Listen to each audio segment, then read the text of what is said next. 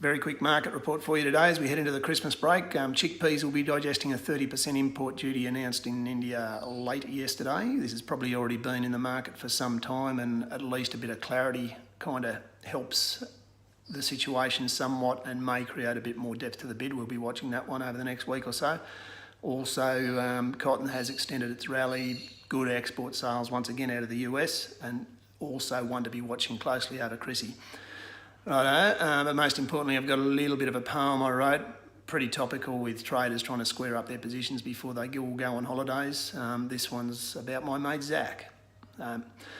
My mate Zach, the Forex trader, was punching madly at his keyboard as he worked to square positions to crystallise his fiscal freeboard. With the Christmas break descending, he was settling shorts as well as longs.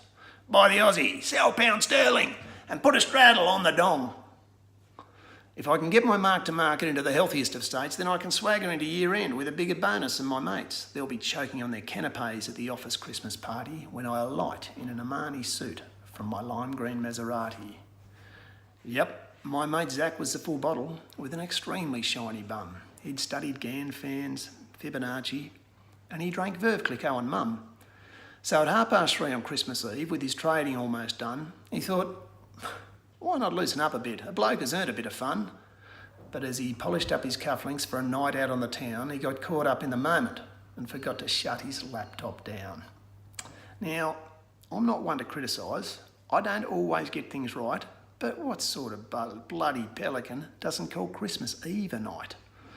Still, Zach left with gay abandon, with debauchery quite probable, and before too long that Christmas Eve his gait was looking wobbable. Yep, he'd mixed his quaaludes with his bubbly and his schooners with his blow. And as he trudged back to his office, he was yelling, ho ho, bloody ho! He staggered to his cubicle, rubbed some Brill cream in his hair, and he backed up to his keyboard with his shiny derriere. The computer screen had shimmered because he hadn't shut it down and seemed to tempt the trader's bottom with a soft electric sound. And Paint Me Roney planted it on the button that said sell. And in a trading room on Wall Street, they shouted, holy bloody hell, the Aussie dollar is tanking. Sell it quick, man, look alive. And before too long, the currency was pushing hard at 75.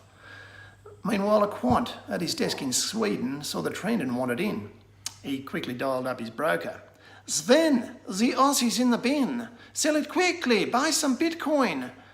Yep, on and on it went. And by 5 on Christmas morning, the AUD was down by 10%. Poor old Zach woke up in tatters. His spit had turned to sand. His head pounded like a bongo drum and he found it hard to stand. And with his memory quite fuzzy, he opened up his trading screen and promptly chundered on his keyboard at the carnage that he'd seen.